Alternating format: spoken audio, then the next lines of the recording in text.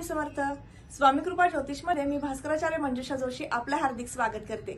आज आपण जाणून घेणार आहोत राशीच्या जातकांना ऑगस्ट 2024 हा संपूर्ण महिना कसा राहणार आहे। या महिन्यात तुम्ही कोणकोणती महत्त्वपूर्ण कार्य हाती घ्यायची आहेत, विवाह योग कसा आहे, कुठल्या गोष्टीमध्ये विशेष अडचणी येऊ शकतात, याबद्दलची इत्थंभूत माहिती जाणून घेण्यापूर्वी आपणा सर्वांना विनंतीपूर्वक सांगू इच्छिते की आजचा हा व्हिडिओ अतिशय खास राहील तुमच्यासाठी। नक्की तुम्ही तो सुरुवातीपासून शेवटपर्यंत श्रवण करा। व्हिडिओ आवडला तर व्हिडिओला लाईक आणि शेअर करायलाही अजिबात विसरू नका। तुमची रास धनु आहे। लग्नस्थानाची स्थिती पाहता लग्नेश गुरुदेव ज्यांचं गोचर वृषभेतनं होत आहे, त्यामुळे तुम्हाला या महिन्यामध्ये किरकोळ प्रमाणात अगदी अल्प प्रमाणामध्ये मानसिक तणाव जाणवू शकतो। कारण गुरुदेवांचं षष्ठातलं गोचर हे तुम्हाला आरोग्याच्या तक्रारी निर्माण करून देणं, थकवा जाणवणं, म्हणजे एखादा आजार नाहीये तरी पण त्या आजाराची जास्त चिंता काळजी वाटणं, असे काहीसे कुयोग होत आहेत का, तर नक्कीच तुम्ही गुरुदेवांची उपासना करणं विशेष ठरणार आहे आणि त्या माध्यमातून तुम्हाला आरोग्य प्राप्त करून घेणं उत्तम ठरणार आहे। तर हा महिना आत्मविश्वासाच्या दृष्टीने अतिशय उत्तम आहे। आत्मविश्वास तुम्हाला प्राप्त होणार आहे। 16 तारखेनंतर महत्त्वपूर्ण डिसिजन तुम्ही घेऊ शकणार आहात, परंतु 16 तारखेपर्यंत तुम्हाला आत्मविश्वासामध्ये कमतरता थोड्याफार प्रमाणात नक्कीच जाणवू शकते, तर विशेष काळजी तुम्ही घ्यायची आहे। माझ्या दृष्टीने विचार केला तर धनस्थानामध्ये मकर रास आहे। शनिदेवांचं गोचर तृतीयातनं होत आहे, त्यामुळे पराक्रम, परिश्रम, कीर्ती, प्रसिद्धी प्राप्त करून देण्यासाठी थोडासा संघर्ष तुम्हाला या महिन्यात करावा लागेल।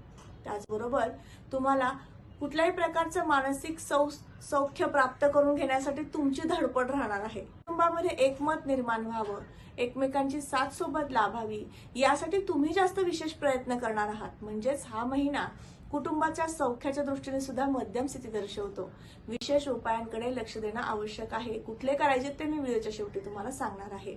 त्याचबरोबर मीडिया क्षेत्रामध्ये कार्य करणाऱ्या वर्गाला, युट्यूबरला थोडेसे कष्ट पडणार आहे। तुमचं कार्य अगदी उत्तमरित्या कसं पूर्ण होईल किंवा त्या कामाला एकसंगता कशी राहील या गोष्टीकडे बारकाईने लक्ष द्या। किरकोळ प्रमाणात तब्येतीच्या तक्रारी निर्माण होत राहिल्यामुळे तुम्हाला तुमच्या कामामध्ये एकसंगता कमी होऊ शकते, त्यामुळे विशेष काळजी तुम्ही घ्यायची आहे। चतुर्थ स्थानाकडे वळूयात। राशीपत्रिकेतील चौथं घर, ज्यावर आपण वाहन, वास्तू आणि मातृसौख्य पाहतो। राहुदेवांच्या उपस्थितीमुळे एखाद्या घरामध्ये शुभ मांगलिक कार्य जर घडत असेल तर त्यामध्ये किरकोळ प्रमाणात वादाचे प्रसंग उद्भवणं किंवा कामामध्ये अडथळे अडचणी येणं या काही गोष्टी होऊ शकतात। यासाठी विशेष उपाय मी व्हिडिओच्या शेवटी देणार आहे, ते नक्की करून पहा, म्हणजे त्या उपायांनी तुमच्या वास्तूमध्ये शुभ मांगलिक कार्य उत्तमरित्या पूर्ण होऊ शकेल। मातृसौख्याच्या दृष्टीने हा महिना अतिशय उत्तम आहे। शिक्षण, संतती आणि प्रेम प्रणय दर्शवणारं 5वं घर, या ठिकाणी असणारी मेष रास, मंगळदेवांची रास आणि मंगळदेवांचं गोचर हे षष्ठातनं होतंय, त्यामुळे तुम्हाला अभ्यासामध्ये एकसंगता, मी जसं सुरुवातीला सांगितलं, ती कमी होऊ शकते।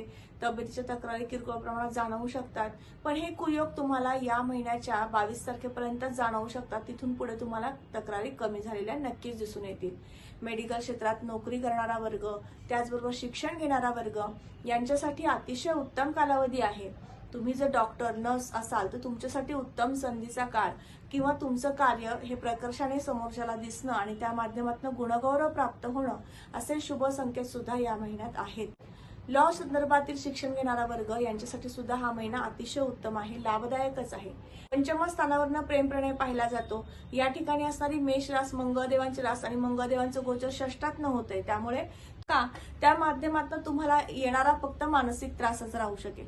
कारण षष्ठात जेव्हा मंगळ जातात त्यावेळेस तुम्हाला शत्रुत्व निर्माण करून देतात किंवा उगाच एखाद्या गोष्टीची चिंता काळजी वारंवार सतावत ठेवतात, त्यामुळे नक्कीच कुठल्याही गोष्टींचा जास्त विचार करून मानसिक तणाव निर्माण करून घेणं, या गोष्टींपासून तुम्ही थोडंसं लांबच राहा। तुम्हाला तुमचं म्हणणं सांगायचंय, पटवून द्यायचंय, अगदी खरं आहे, पण यासाठी तुम्ही जी मनापासून प्रयत्न करताय, धडपड करताय, पण ती समोरच्यापर्यंत नक्कीच पोहोचली जात नाही आणि त्या माध्यमातून तुम्हाला सतत निराशा हाती येते आणि तुम्हाला स्वतःला मानसिक तणाव निर्माण होतो आणि मग एखाद्या विचारामध्ये तुम्ही अडकून राहता। तुमच्यासाठी विशेष उपाय मी व्हिडिओच्या शेवटी देणार आहे, नक्की करून पहा। त्याचबरोबर मेडिटेशन करत चला, म्हणजे तुम्ही या सगळ्या मानसिक त्रासातनं बाहेर पडण्यासाठी सुद्धा तुम्हाला मदत होऊ शकेल। षष्ठ स्थानाकडे वळूयात। रोग, हितशत्रूंचं हे 6वं घर आहे। त्या ठिकाणी मंगळदेव गुरुदेवांच्या युतीत आहेत। बँकेमध्ये एखादं लोनचं प्रकरण तुमचं टाकलेलं आहे आणि ते होत नाहीये, तर अशा काही गोष्टी तुमच्या या महिन्याच्या 22 तारखेच्या नंतर पूर्ण होण्याचे संकेत मोठ्या प्रमाणात आहेत. तोपर्यंत किरकोळ प्रमाणात अडचणी येऊ शकतात, कारण तुम्हाला गुरुचं बळ विशेष नाही. पण षष्ठ स्थानात जेव्हा गुरुदेव येतात त्यावेळेस तुम्हाला लोन घेण्याचे योग येतात. म्हणजे एखादं वाहन वास्तू खरेदी करावं किंवा एखाद्या घरात शुभ कार्य आहे त्यासाठी पैसा लागतोय, तो उपलब्ध करण्यासाठी लोन घ्यावं, असे काहीसे विचार येऊ शकतात आणि त्या माध्यमातून तुम्हाला लोन घेण्याचे योग येतात.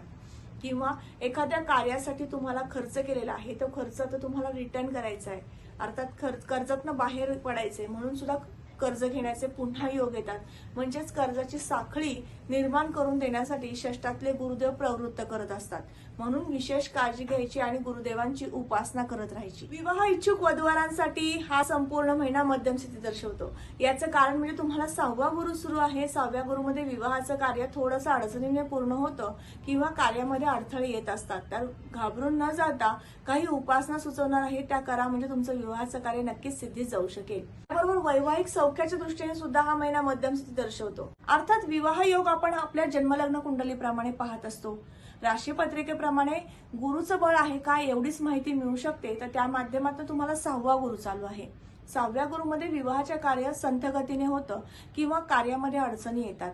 तर विवाहाचं कार्य संपन्न होईल का किंवा कुठल्या दिशेचं मिळेल, किती अंतराचं स्थळ मिळेल, मुलगा किंवा मुलगी सर्व्हिस करणारी मिळेल का, बिझनेस करणारी मिळेल, अशा अनेक प्रश्नांची उत्तरं तुमच्या जन्मलग्न कुंडलीप्रमाणे देता येऊ शकतात. त्यासाठी तुम्हाला तुमची जन्मलग्न कुंडली दाखवून घेणं अतिशय गरजेचं ठरणार आहे. पत्रिकेतील 9व्या घराकडे बोलूया. 9वं घर हे आपल्याला भाग्योदय कसा होईल, भाग्यस्थानाची स्थिती कशी आहे, जीवनामध्ये काय बदल होऊ शकतो, या सगळ्या गोष्टींची माहिती देत असतं. तर 9व्या घरात असणारी रविदेवांची रास आणि रविदेवांचं गोचर अष्टमातनं होत आहे.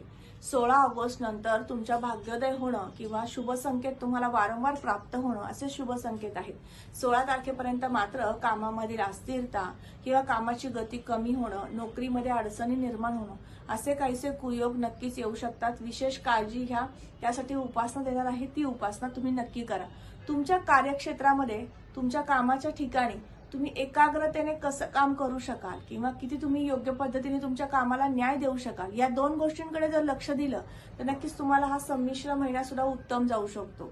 त्याचबरोबर दशमस्थानाकडे वळूयात. राशीपत्रिकेतील 10वं घर, ज्यावरून आपण उद्योग, व्यवसाय, नोकरी पाहतो, प्राप्त होऊ शकतात. 16 तारखेनंतर तुमच्या व्यवसायातनं अधिक मोठ्या प्रमाणात लाभ प्राप्त होऊ शकतात.